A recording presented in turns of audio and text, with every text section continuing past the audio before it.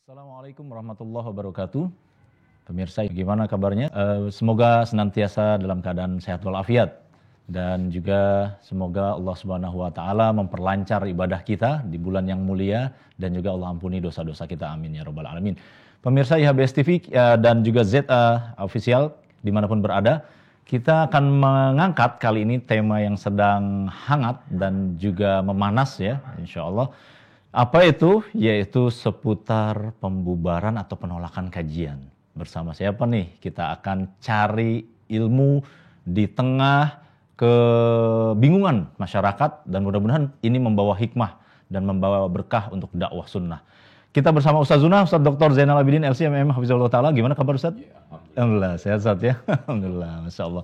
Masih puasa nih Ustaz ya, kuat insya Allah. Mudah-mudahan berkah Ustaz. Amin. Kita dipertemukan Allah di surga kelak insya Allah subhanahu wa ta'ala. Baik, jamaah. Nah ini Ustadz, kita mau tanya ini. Ini seputar penolakan kajian gak sekali dua kali Ustadz ya? Iya. Ustadz pernah juga nih Ustadz ya? Iya, di Merauke pernah. Dan yang lainnya Ustadz, dan dai-dai yang lainnya juga. Kita ambil pelajaran. Dan juga kita mau belajar berdewasa dalam beragama. Saya mau nanya sama Ustadz gini Ustadz.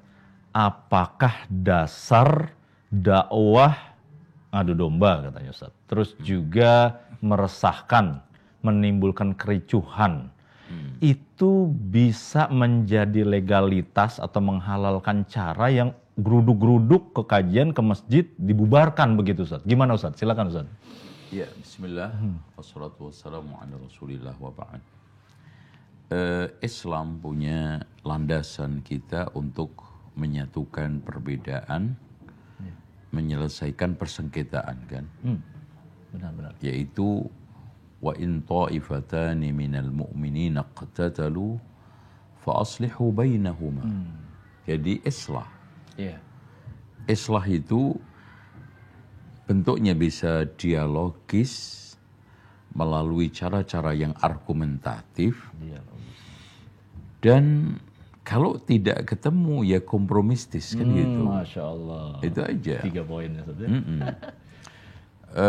Tidak ada satu cara-cara kekerasan yang dibolehkan oleh undang-undang manapun, dibolehkan oleh etika manapun, nggak ada. Itu. Apalagi kita diberikan oleh Allah landasan yang cukup indah, yaitu surat Al-Asr. Yaitu wal asri innal insana lafi khusr illa alladhina amanu wa amilus salihati wa tawasaw bil haqqi wa tawasaw bis sabr.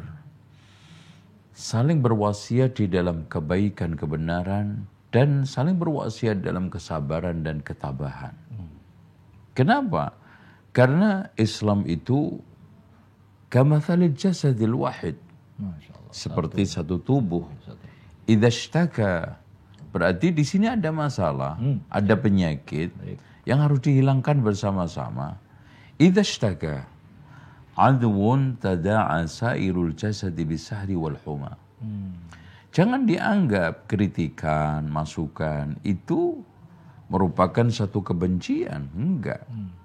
Ya.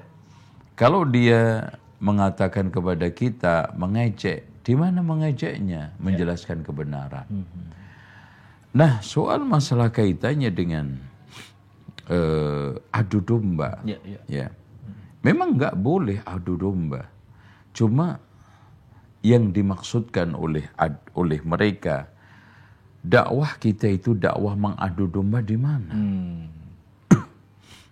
Ya. Coba aja lah sekarang ini potong videonya, kita di antara ceramah kita itu yang mengadu domba antara umpamanya NU dengan Muhammadiyah diadu domba, Persis dengan Al-Irsyad diadu domba, terus kemudian etnis Madura dengan Jawa dengan Surabaya diadu domba, itu adu domba. Kita ini menjelaskan kebenaran dan kebenaran itu wajib kita jelaskan seterang-terangnya kan gitu. Melalui metode ud'u ila sabili rabbika bil hikmati, yaitu satu hikmah di mana para ulama seperti Imam Syafi'i menafsirkan hikmah adalah sunnah wal mau'izatil hasanah. Penjelasan-penjelasan yang baik. Ya, pakai argumen bukan sentimen, kan itu. Dan selama ini kita jelaskan berdasarkan dalil-dalil. Lah soal masalah istilah kufur, syirik, bid'ah, itu sebelum ada ormas-ormas manapun di Indonesia, bahkan sebelum Indonesia lahir, itu sudah dibahas oleh Al-Quran dan Sunnah. Ya, 1500 tahun yang lalu Rasulullah sudah membakukan itu semuanya. Lah, permasalahannya di mana? Lah soal masalah sekarang ini kaitannya dengan agama perasaan, agama baper. Ini yang jadi masalah. Ya. Kalau kita sekarang ini bawa perasaan sehingga tidak menyinggung. Lah sekarang yang mereka mengatakan kita itu Wahabi, emang kita nggak tersinggung? Iya, padahal. Iya. Jauh ya Ustaz. Iya, kita selama ini jelaskan dengan berbagai macam kesempatan, dengan argumen-argumen, bahwa dakwah kita adalah dakwah alal kitabi wa sunnah. Menurut pemahaman salaful ummah, tapi tetap aja mereka menuduh Wahabi. Dengan berbagai macam stigma ya.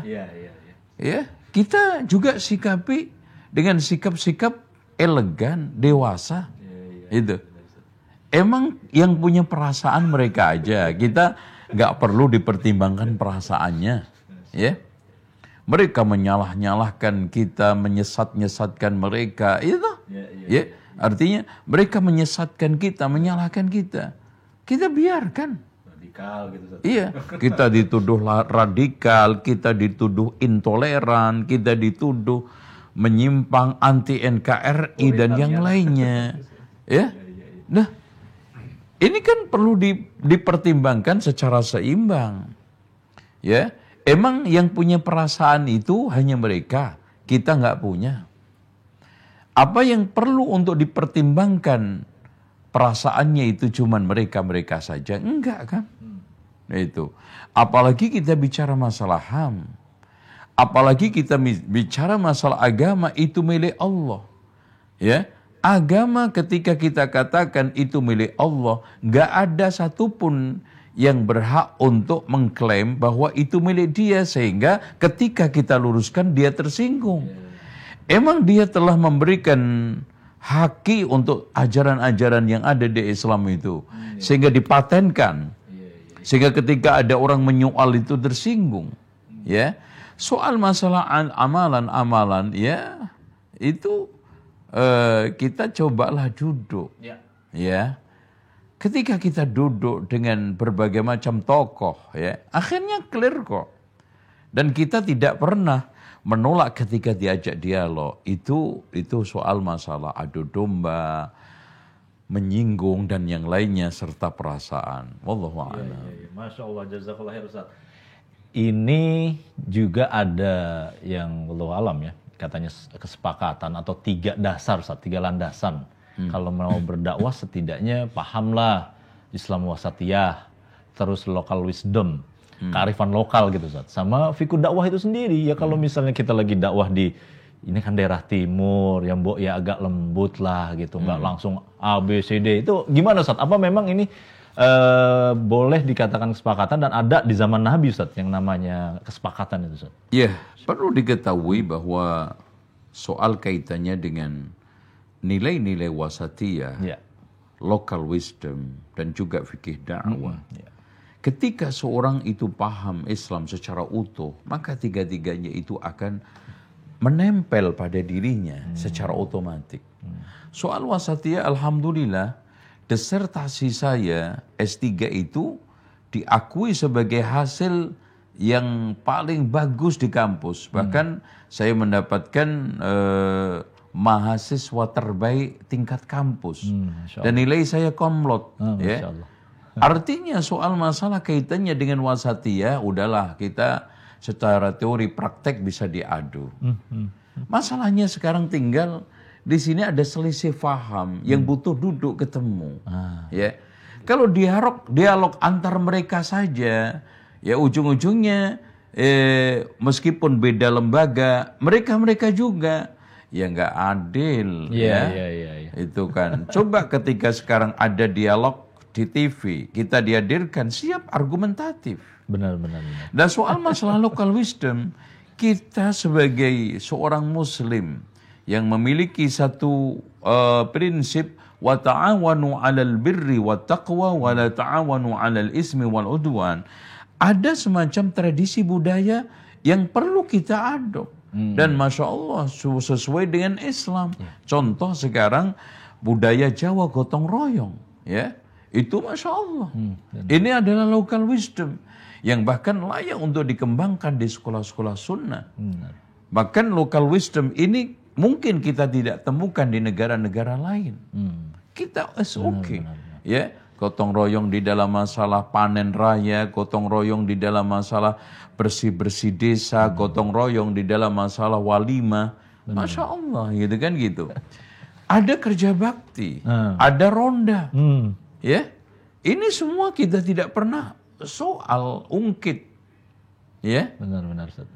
soal kaitannya dengan local wisdom, kalau yang dimaksudkan adalah peringatan seperti Isra Mi'raj, Maulid Nabi dan yang lainnya, itu merupakan suatu hal yang sudah menjadi bahasan ulama di literatur buku klasik. Ya, 1000 tahun lalu. Betul. Sebelum Ya? Indonesia Ustaz ya. Iya. Coba baca kitabnya para ulama. Di dalam hal-hal yang menyoal masalah ini.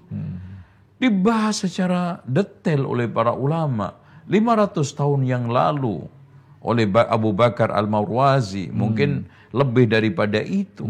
Zaman Imam Syafi'i, zaman Imam Abu Hanifah, zaman Imam Ahmad. Itu soal masalah bid'ah ya. Adapun soal masalah Maulid Nabi itu kan memang terjadi mutaakhir. Ya. Terakhir menjelang abad keempat Hijriah. Yang para ulama akhirnya di situ mulai mencoba untuk memberikan satu catatan-catatan. Ini sudah dibahas oleh para ulama seperti Imam Ibnu Taimiyah. Tahun berapa mereka? Dibahas oleh Imam Ibnu Qayyim. Tahun berapa mereka? Ya, dibahas oleh Imam Ibnu Rajab Al-Hambali. Ya. Jadi ini sudah menjadi polemik umum. Gitu. Dan harus berdewasa. Kalau mereka mengatakan masalah khilafiyah, lah dari situ hendaknya dia itu berlapang dada menghadapi khilafiyah dong. Jangan kita saja yang dituntut untuk lapang dada di dalam masalah khilafiyah. Iya kan? Betul.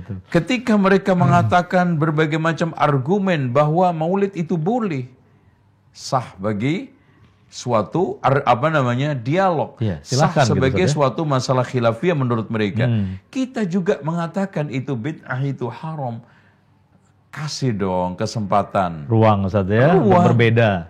Iya, dan akhirnya nanti di situ ada dialog untuk menyelesaikan kan gitu. Benar. Karena memang konsep keagamaan dan kebangsaan di Indonesia itu belum ada yang final. Sebagaimana konsep kebangsaan itu terus butuh didialogkan, maka konsep keagamaan ya, kalau agama sudah clear, kalau Islam sudah selesai. Keagamaan maksudnya praktik. Betul. Dan pemahaman umat terhadap agama itu perlu waktu panjang untuk terus dialog. Untuk terus bagaimana kita itu mau merapat dan saling berbicara, bukan saling mengancam. Iya. Itu. Nah ini yang harus kita dudukkan dengan baik. Benar. Artinya ada peluang berbeda. Yang penting kedua hal ini sama-sama tanggung jawab di hadapan Allah gitu Ustaz. Iya, dan juga nggak usah bawa anak buah gitu loh. Kalau perang itu antar jenderal aja gitu loh. Jangan diikut-ikutkan anak buah, kasihan. Ya, para jenderal ini yang dialog, tokoh-tokoh ini yang sekarang menyelesaikan, umat tinggal melihat hasilnya. Bukankah apapun hasilnya ketika kita mengadakan dialog di Batam itu kan cantik hasilnya. Daripada saling mengancam, kemudian akhirnya dia mengatakan nggak boleh mengejek, tapi akhirnya saling mengejek. Iya. Iya, saling mengejek. Nah, dari sinilah wallahu a'lam bishawab, kacamata objektif, kacamata adil harus kita terapkan. Baik Ustaz. Ini kalau bicara tentang Salafi ini anti NKRI, kenapa dibiarkan? Ini ada contoh misalnya begini, Ustaz. Kan kita diajarin ya Ustaz sama Nabi bahwa sama penguasa aja nggak boleh teriak-teriak gitu Ustaz ya. Nggak boleh pokoknya habis-habisan gitu loh sama penguasa. Itu kira-kira apa sih Ustaz yang kira-kira mereka tuduhkan? Iya, sebetulnya kan mereka selama ini selalu begini, membuat satu isu yang tidak ada seakan-akan ada, kemudian digulirkan, itu menjadi bagian dari kita. Kan selalu begitu. Ya. Wahabi kan nggak pernah ada. Iya. Dan nggak pernah diakui keberadaannya oleh mereka yang dituduh Wahabi. Kemudian digulirkan seakan-akan ada. Iya. Sama juga. Ketika kita dituduh anti NKRI, di mananya? Kita tegas-tegas ya memberikan satu fatwa ya yang tidak mengenal perbedaan, bahwa demonstrasi itu bagian daripada melawan pemerintah. Iya. Kita tegas mengatakan bahwa Buhut melakukan agitasi, provokasi, apalagi kudeta militer. Itu nggak boleh. Ya, melawan pemerintah dari sisi verbal aja tidak boleh. Itu. Bahkan di kitab-kitab yang kita kaji, ada kitab Syarhus Sunnah karya Imam Al-Barbahari, kitab As-Sunnah karya Imam Ahmad, kitab Sunnah karya Imam Abu Bakar Al-Marwazi, kitab Sunnah karya Imam Al-Khalal. Semuanya mengajak kepada kita bahwa al-jihadu madin ila yaumil qiyamah ma'al imam bar al-fajir. Baik yang jahat maupun yang baik. Nah kurang apa? Iya. Kita sekarang inilah yang menggulirkan hadis-hadis Rasulullah secara berani. Yang kita disuruh untuk sami'na wa ata'na kepada ini umara. Ya. Bagaimana sikap ketika imam itu zalim, sampai kita sampaikan hadis yang ada di dalam Muslim, wa in daraba dhahraka wa akhadha malak, meskipun dia memukul punggungmu, mengambil hartamu, isma' wa'ati. Masya Allah, tetap dengar dan taat. Iya. Dan kita setir Kak, setiap kita itu mengadakan penjelasan bagaimana sikap kita kepada ulama, kepada umara. Yaitu hadis Abu Dzar ketika ditanya Rasulullah SAW, wahai Abu Dzar, nanti akan muncul pemimpin-pemimpin yang suka makan harta negara. Apa sikap kamu? Dia mengatakan, aku akan angkat senjata. Apa kata Rasulullah SAW? La ya Abu Dzar, jangan wahai Abu Dzar. Isbir hatta talqawni fil haud. Sabarlah sampai kamu ketemu aku di telaga. Ini bukan hanya polesan, ini bukan hanya sekedar kita itu untuk menutupin rekayasa-rekayasa jahat kita, kita jadikan sebagai prinsip. Bahkan ucapan ulama salaf yang itu ulama kita menjadi panutan dan prinsip-prinsipnya menjadi dasar dakwah kita, yaitu Fudail bin Iyad, andaikan aku punya doa mustajab, aku akan tujukan kepada pemimpin. Karena kebaikan dia untuk jutaan, bahkan mungkin ratusan juta umat. Betul. Kalau kebaikan kita untuk diri kita atau beberapa orang, Masya Allah. Masya Allah, berarti hikmah. Dari mana anti? Bahkan ketika muncul aksi teror, saya tegas mengatakan bahwa aksi teror itu bukan jihad, pelakunya bukan mujahid, dan matinya tidak syahid. Adapun urusan sebagai seorang muslim kita serahkan kepada Allah. Bahkan saya menulis kitab Jihad Melawan Teror. Saya juga menulis kitab Menangkal Ideologi Radikal. Di sini anti NKRI-nya di mana? Bahkan kita di mana-mana menjelaskan bahwa Pancasila dengan poinnya 5 itu sejalan. Relevan dengan nilai-nilai yang terkandung di dalam Islam. Undang-undang dasar juga begitu. Bahkan kita mentaati pemerintah itu bagian daripada ibadah yang paling tertinggi. Masya Allah. Terus anti NKRI-nya di mana? Lah kalau sekarang ada 1-2 orang yang memang itu adalah wata, mengeluarkan statement-statement yang kasar, lah memang di kalangan semua dai, ormas manapun emang nggak ada. Ya. Ya, manusia dari sisi karakter ada yang pendiam, ada yang lembut, ada yang kasar, ada yang itu latar belakang masing-masing. Tapi secara umum dakwah itu harus kita nilai yang tadi fikih dakwah. Fikih dakwah. Ya, kan kita menekankan di mana-mana dakwah dari sisi fikihnya kan simple. Ya. Seperti yang dikatakan oleh Ibnu Taimiyah di dalam kitab Al-Amru bil Ma'ruf wan Nahyi 'anil Munkar, yaitu ilmu sebelum amar ma'ruf nahi mungkar, lemah lembut ketika kita melakukan amar ma'ruf nahi mungkar, dan sabar setelah amar ma'ruf nahi mungkar. Lah soal masalah di sana sini ada kekurangan, wajar kita sebagai manusia. Ya. Dan bahkan pernah saya dialog dengan 13 kiai lebih. Ya. Ketika itu ana dengar-dengar katanya kita itu dituduh sesat. Ketika saat dialog, saya tanya, tolong Pak Kiai, ya, yang mulia, jelaskan kesesatan saya wabil khusus, nggak nunggu besok atau bulan depan, tahun depan, sekarang langsung saya cabut. Masya Allah. Dan mereka mengatakan, Betul. nggak ada sesatnya kalian, cuman caranya. Bahkan saya kalau memang ada cara-cara yang baik, tolong kasihkan saya. Kalau ada buku yang baik untuk supaya saya itu belajar cara-cara dakwah yang mulia, ya, sesuai dengan walau kunta fadlan ghalidhan qalbi lan faddu min haulik, supaya kita tidak kasar, kita tidak keras. Maka silahkan. Cuman kalau kita sekarang menyampaikan syirik itu adalah syirik, kufur adalah kufur, bid'ah adalah bid'ah, sesuai dengan argumen yang ada di dalam Al-Quran dan Sunnah, ya maaf, itu bukan suatu hal yang kita bisa kompromi. Ya, tentang masalah mendahulukan, mengakhirkan, ini jangan disampaikan dulu, is okay. Kalau ini ntar dulu, karena memang metode dakwah itu ada. Ya. Ada orang yang patut untuk mendengarkan masalah itu, ada yang belum. Ya. Ada yang sekarang ini siap untuk mendengar, ada yang tidak.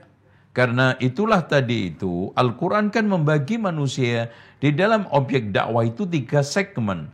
Ada segmen orang yang siap untuk menerima kebenaran, maka dengan hikmah. Ada orang yang sekarang siap menerima kebenaran, tapi ada semacam keraguan, dibutuhkan mau'idhah hasanah, dalil-dalil yang agak jelas, argumentatif, ya. Ya, benar. Nah, ada orang yang ragu-ragu bahkan membangkang, wajadilhum billati hiya ahsan. Kan itu. Ya. Bahkan ketika saya dialog dengan tokoh-tokoh yang ada di DKI, difasilitasi oleh Majelis Ulama DKI dulu kan, kita menjelaskan di antara audien itu mengatakan, ini penjelasan bagus-bagus, yang aneh-aneh di luar itu mana? Kan? Oh, Masya Allah. Berarti artinya mengakui bahwa penjelasan kita itu bagus, penjelasan kita itu tidak ada menyimpang. Kalau di luaran sana itu ada isu-isu miring, hanya karena berita-berita yang tidak utuh sampai ke dia. Kan gitu aja. Iya, benar Ustaz. Coba kalau dia hadir di majelis, mencoba dialog langsung, masalahnya di mana? Iya, yang dimaksud merasakan apa aja gitu Ustaz. Iya. Dimaksud adu domba apa aja gitu loh. Iya.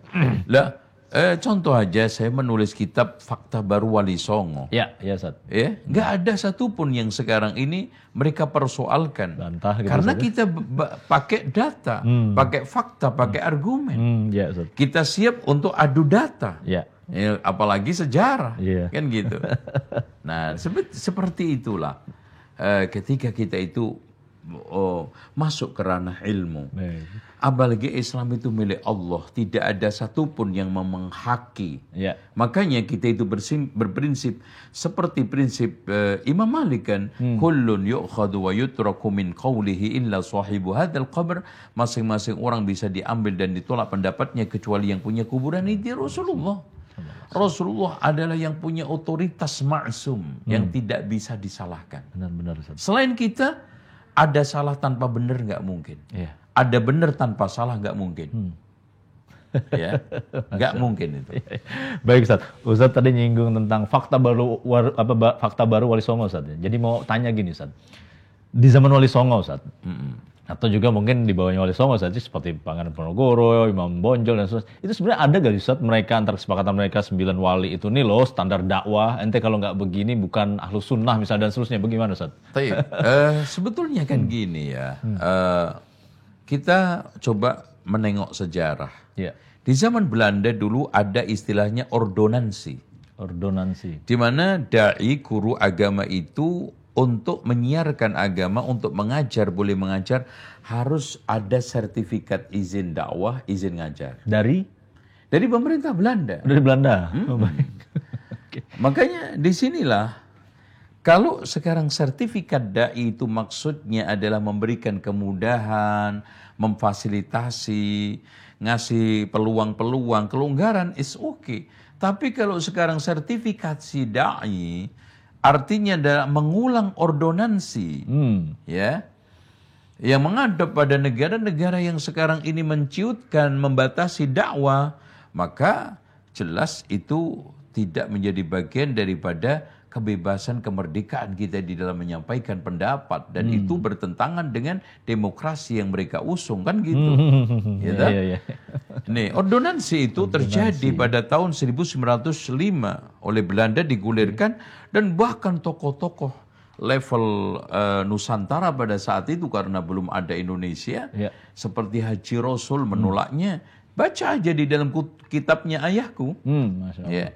Yang ditulis oleh anaknya, putranya Hamka, menolak keras sampai terjadi perlawanan sengit, terjadi berbagai macam resiko, dan sampai akhirnya Haji Rasul dipenjara. Di Jawa juga, di Madura juga diadakan berbagai macam pemantuan termasuk jamaah haji. Itu Dilabelin atau gimana tuh Ustaz? Iya, mereka dilabelin. Itu ya. Nanti kita akan bedah buku tentang masalah ternyata gelar haji itu bagian daripada cara Belanda untuk mengontrol, memantu, dan memonef para jamaah haji yang ditakutkan membawa revolusi untuk melawan penjajahan, dan seperti itu. Baik Ustaz. Nah, tadi bicara Ustaz sampaikan dari hadis Nabi, berdakwah aja dengan lemah lembut, dengan hikmah gitu Ustaz ya. Nah, pernah ada gak Ustaz jamaah, ya ini kan Masya Allah dakwah sunnah Ustaz sangat subur. Ya. Dari tahun-tahun silam lah sampai dengan sekarang. Ada gak salah satu ustaz, salah satu jamaah yang jamaahnya mungkin banyak, kita juga nggak setuju dengan pengajian itu. Mungkin yang mohon maaf, yang nggak sunnah, kita bawa tuh jamaah stop itu kajian. Pernah ada nggak Ustaz? Gitu Ustaz. Subhanallah, selama ana dakwah sejak 90 ya, tahun 90 sampai sekarang, kita tidak pernah arogansi. Tidak pernah main hakim. Karena kita itu sadar sesadar-sadarnya yang bisa melakukan penertiban secara lapangan itu cuma 3. Yaitu polisi, Satpol PP, dan TNI yang bekerja sama dengan mereka. Selain itu nggak ada. Ormas manapun yang melakukan pembubaran, kerusuhan, ya, pengerusakan, apapun alasannya, maka itu bisa dipidana. Ya, ini yang harus dicatat.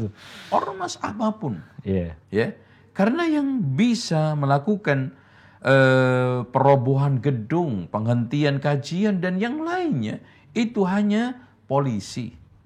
Kemudian setelah itu Satpol PP dan TNI yang berkolaborasi di dalam mereka. Dan itu setelah ada ingkrah di pengadilan. Ingkrah pengadilan ya. Itu. Loh, sekarang aja banyak aliran-aliran sesat yang ingkrah di pengadilan aja nggak diapa-apain kok. Gitu kan gitu. Nah itu, dah soal masalah kaitannya kita itu mengedepankan persuasif, mengedepankan kasih sayang, mengedepankan cara-cara yang elegan. Ya Alhamdulillah, saya dakwah dari awal sampai akhir, sampai sekarang ini, tidak ada satupun meskipun ketika saat kita itu diserang, balas dendam. Ayo. Kita enggak ada. Padahal itu udah melawan hukum Ustaz ya. Begitu iya, ya. Karena apa? Punya ini hak, kita yakini seyakin-yakinnya ini adalah bagian daripada proses dakwah, menyampaikan al-haq. Mana ada sih Nabi yang nggak ditolak? Ya, benar Ustaz. Ya kan? Nabi Yasin yang dikatakan Allah Subhanahu wa taala dalam surat Yasin kan? Ya. إذ أرسلنا إليهم اثنين فكذبوهما فعززنا بثالث قالوا إن إليكم مرسلون. Ya, ada nabi yang diutus 2.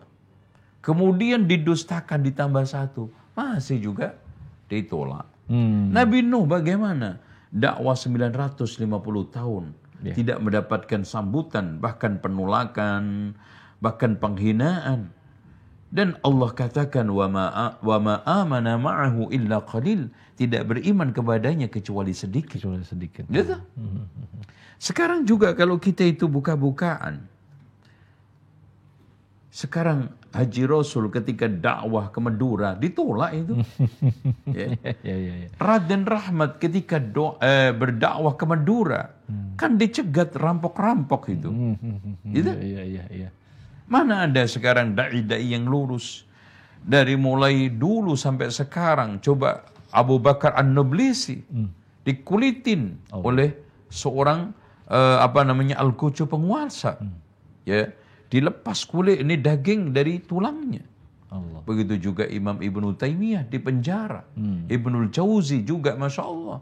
Malah di akhir hayatnya masuk penjara. Imam Bukhari antum tahu sendiri bagaimana.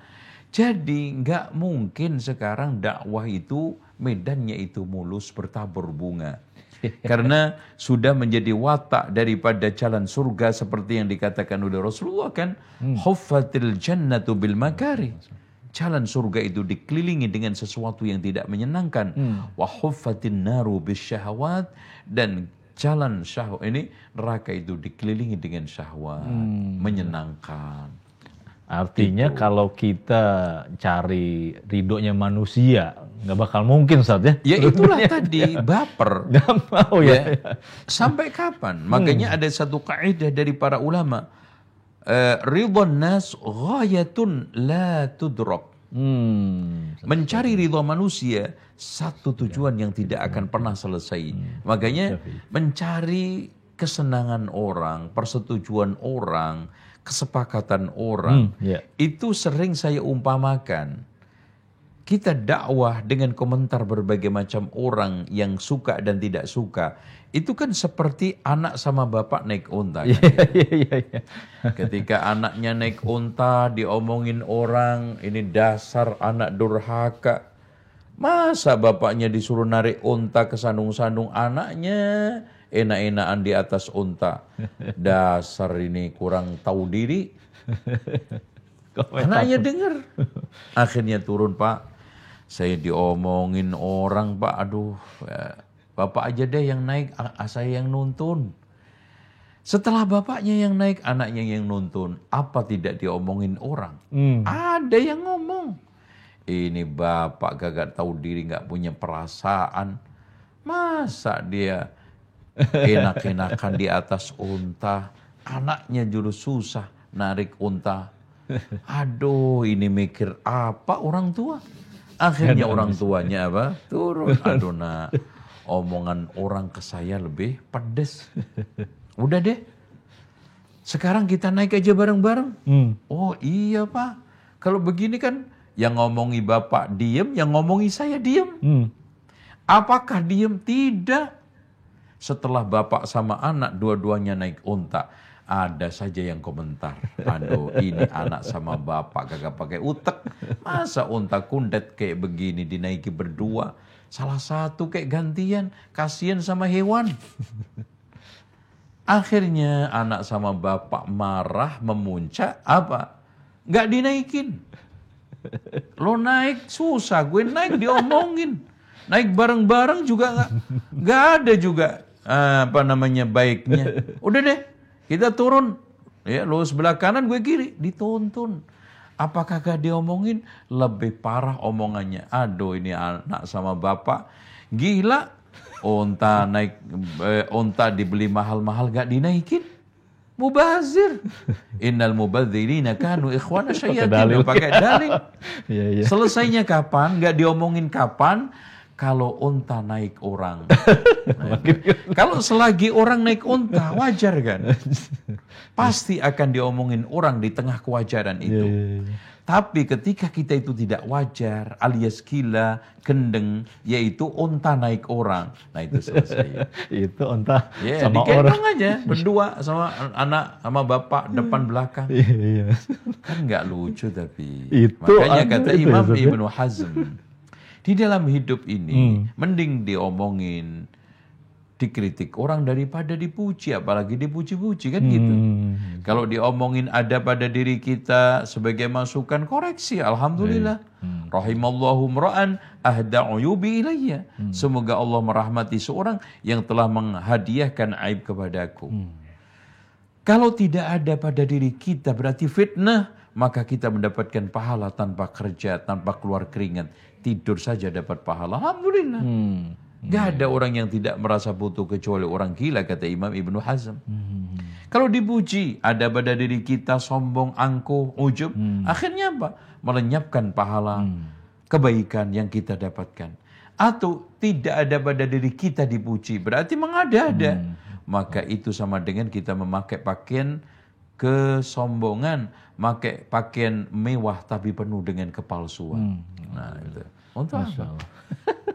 Unta sama bapak anak aja diomongin apalagi dakwah saja. Iya. Apalagi dakwah. Terus jalan terus. Iya, orang tidur diomongin, orang bangun diomongin, duduk diomongin. Mana ada orang sekian puluh ratus juta. Benar-benar Ustaz. Baik Ustaz, kita sampai kepada penghujung, kita mau tanya konsep dakwah atau kriteria yang sahih itu dakwah seperti apa Ustaz zaman Nabi. Terus yang kedua, untuk mendewasakan, lagi-lagi ini semua untuk mendewasakan cara kita beragama. Di tengah masalah ini nilai-nilai wasatiyah apa yang diperlukan Ustaz untuk kita terapkan? Silakan. Ya, intinya dakwah Rasulullah SAW adalah dakwah yang didasarkan pada qala Allah wa qala Rasul. Baik. Rasulullah berpijak pada firman Allah, qul hadhihi sabili ad'u ila Allah ala basiratin ana wa man ittaba'an. Katakan Muhammad, ini adalah jalanku yang lurus. Ya, jalan yang baik, jalan dakwah saya mengajak kepada Allah ala basiratin, yaitu al ilmu wal yaqin. Karena keyakinan itu dasar. Karena idzil fatai hasba i'tiqadihi ar-rufi' wa kullu man lam ya'taqid lam yantafi'.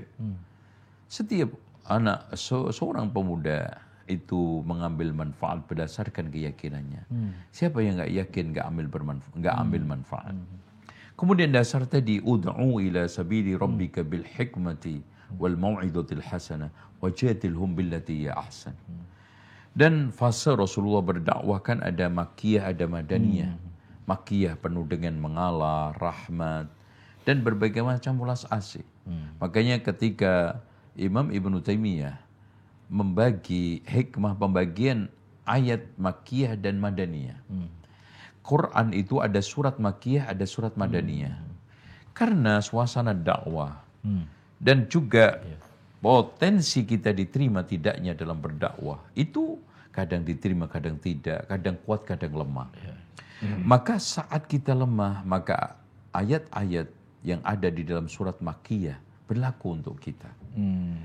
Dan kadang ada yang kuat, maka ayat-ayat yang ada di dalam surat madaniyah berlaku untuk kita. Intinya wait and see. Di dalam permainan itu kita kadang merangkul, kadang kita harus memukul seperti petinju kan gitu. Artinya kita tidak saklek, kita harus fleksibel, kita harus melihat suasana.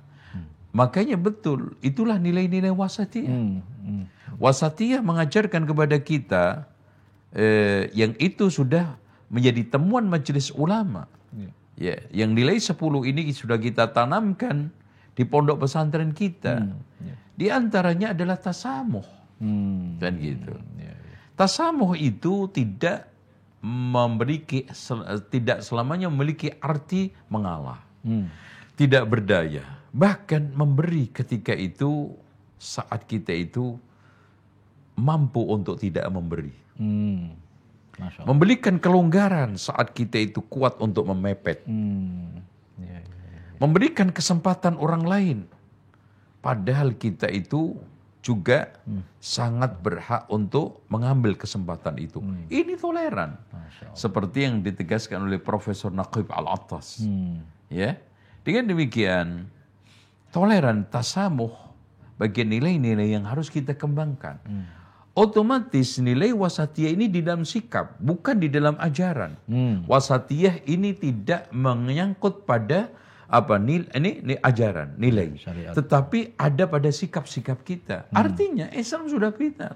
Wa kadzalika ja'alnakum ummatan wasatan litakunu syuhada'a 'alan nas.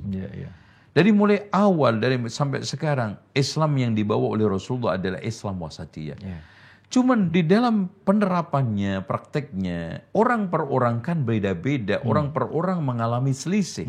Ya kan gitu. Pemahaman bisa mengalami selisih, praktek juga bisa mengalami selisih. Nah, secara umum keislaman yang diinginkan oleh wasatiyah adalah keislaman yang matang dan dewasa. Artinya kita sanggup mendengarkan argumentasi pihak lain. Tapi kita juga sanggup beradu argumentasi untuk mencari satu kebenaran itu. Baik itu kebenaran sosial, kebenaran masyarakat, kebenaran ekonomi, kebenaran politik, kebenaran agama, kan gitu. Ya, untuk lihat aja ketika dialog masalah kaitannya politik praktis itu kan saling otot-ototan, saling keras-kerasan. Mereka sah-sah saja itu. Itu kan gitu. Kenapa kok kita ini sekarang rigid gitu? Yang katanya itu kita punya nilai tawazun. Itu dia. Ya, berkeseimbangan. Terus kita juga memiliki nilai tawassut, ambil jalur tengah. Ya, tidak ghulu, tidak taksir, seimbang dalam dunia akhirat, seimbang di dalam memilih kata-kata kebenaran dan yang lainnya. Dan yang tidak kalah pentingnya i'tidal. Nilai wasatiyah yang ditegaskan oleh hasil majelis ulama yang mengadakan majelis di Surabaya itu, i'tidal itu tegak lurus memegang prinsip-prinsip agama. Terus kemudian masyurah, musyawarah. Nah, kan harusnya kita duduk, berdialog, dan egaliter, yaitu musawah. Tidak ada yang lebih unggul, mentang-mentang mayoritas, ya, suaranya banyak, oh ini paling, tidak saling. Egaliter itu menghadirkan kalimat saling, bukan paling. Apalagi multikulturalisme, ya, multikulturalisme itu menghadirkan yang kuat dan yang lemah itu sama, yang minoritas, yang mayoritas itu sama, itu multikultural. Dengan demikian, kalau seperti ini nilai yang kita kembangkan, masya Allah gitu dah. Benar, adem satu. Iya. Dan sekarang majelis ulama sendiri yang membikin, maka mereka yang paling berhak untuk mensosialisasikan, mempraktekkan Islam dewasa. Iya, betul. Islam matang. Islam yang tidak memaksakan kehendak. Islam tidak arogan. Ya, ketika nggak setuju menyerang. Ketika sekarang selisih, maka mengobrak-abrik, membubarkan. Wasatiyahnya di mana itu? Wasatiyahnya di mana? Iya, gitu kan gitu. Itu dia benar. Pertanyaannya adalah siapa nih yang mempraktekkan nilai wasatiyah dan siapa yang belum gitu Ustaz ya? Iya. Yang belum mempraktekkan wasatiyah. Baik, Masya Allah. Luar biasa. Jazakallah khairan Ustaz. Masya Allah kita sampai di penghujung. Mudah-mudahan bermanfaat untuk kaum muslimin semua. Dan jangan lagi lah terulang seperti ini. Terapkanlah nilai wasatiyah yang Ustaz sampaikan tadi. Adem nih Indonesia insya Allah. Baik, demikian saya yang bertugas. Mohon undur diri. Dan juga pemirsa ZA Official ya, kami juga mohon maaf jika ada kesalahan. Bagi pemirsa yang ingin mengoleksi atau memiliki buku-buku beliau, ya beliau tadi udah sindir tuh, udah angkat beberapa kitab beliau ya, dari nilai wasatiyah, terus juga ada fakta baru Wali Songo. Silakan ke nomor 0811816600 0811816600. Baik, demikian wasallallahu nabiyana Muhammadin sallallahu alaihi wasallam. Subhanakallahumma bihamdik asyhadu an la ilaha illa anta astaghfiruka wa atubu ilaik. Assalamualaikum warahmatullahi wabarakatuh. Waalaikumsalam warahmatullahi wabarakatuh.